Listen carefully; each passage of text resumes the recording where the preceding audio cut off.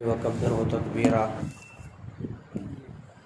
حضرت زید بن ارقم حضور اقدس صلی اللہ علیہ وسلم سے نقل کرتے ہیں، جو شخص اخلاص کے ساتھ لا الہ الا اللہ کہے وہ جنت میں داخل ہوگا۔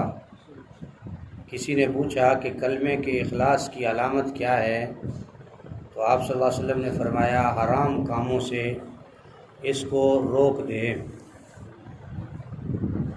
حضرت زید بن ارقم رضی اللہ تعالیٰ عنہ حضور اقدس صلی اللہ علیہ وسلم سے نقل کرتے ہیں، جو شخص اخلاص کے ساتھ لا الہ الا اللہ کہے وہ جنت میں داخل ہوگا۔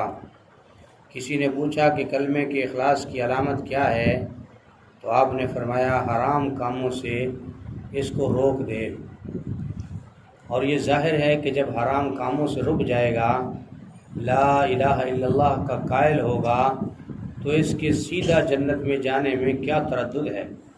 لیکن اگر حرام کاموں سے نہ بھی رکے تب بھی اس کلمہ پاک کی یہ برکت تو بلا تردد ہے کہ اپنی بدعمالیوں کی سزا بھگتنے کے بعد کسی نہ کسی وقت جنت میں ضرور داخل ہوگا۔ البتہ اگر خدا نخواستہ بدعمالیوں کی بدولت اسلام اور ایمان ہی سے محروم ہو جائے تو دوسری بات ہے۔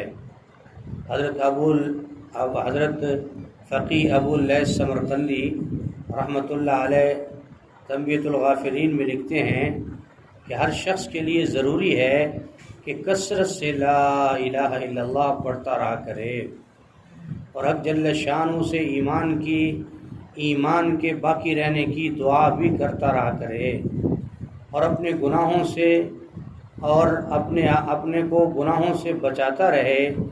اس لیے بہت سے لوگ ایسے ہیں کہ گناہوں کی نحوست سے آخر میں ان کا ایمان سلب ہو جاتا ہے اور دنیا سے کفر کی حالت میں جاتے ہیں۔ اس سے بڑھ کر اور کیا مصیبت ہوگی کہ ایک شخص کا نام ساری عمر مسلمانوں کی فہرست میں رہا ہو مگر قیامت میں وہ کافروں کی فہرست میں ہو۔ یہ حقیقی حسرت اور کمال حسرت ہے۔ اس شخص پر افسوس نہیں ہوتا جو گر جائے، اس شخص پر افسوس نہیں ہوتا جو گرجا یا بت خانے میں ہمیشہ رہا ہو اور کافروں کی فہرست میں آخر میں شمار کیا جائے۔ افسوس اس پر ہے جو مسجد میں رہا ہو اور کافروں میں شمار ہو جائے۔ اور یہ بات گناہوں کی کثرت سے اور تنہائیوں میں حرام کاموں میں مبتلا ہونے سے پیدا ہوتی ہے۔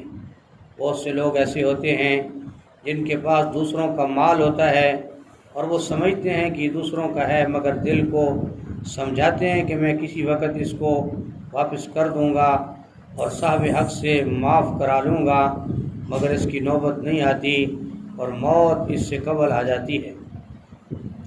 بہت سے لوگ ہیں کہ بیوی کو طلاق ہو جاتی ہے اور وہ اس کو سمجھتے ہیں مگر پھر بھی اس سے ہم بستری کرتے ہیں، اسی حالت میں موت آ جاتی ہے، توبہ کی توفیق نہیں ہوتی۔ ایسے ہی حالات میں آخر میں ایمان سلب ہو جاتا ہے۔ اللہم حافظنا من حدیث کی کتابوں میں ایک قصہ لکھا ہے۔ حضور صلی اللہ علیہ وسلم کے زمانے میں ایک نوجوان کا انتقال ہونے لگا۔ حضور صلی اللہ علیہ وسلم سے عرض کیا گیا کہ اس سے کلمہ نہیں پڑھا جاتا۔ حضور صلی اللہ علیہ وسلم تشریف لے گئے اور اس سے دریافت فرمایا کیا بات ہے۔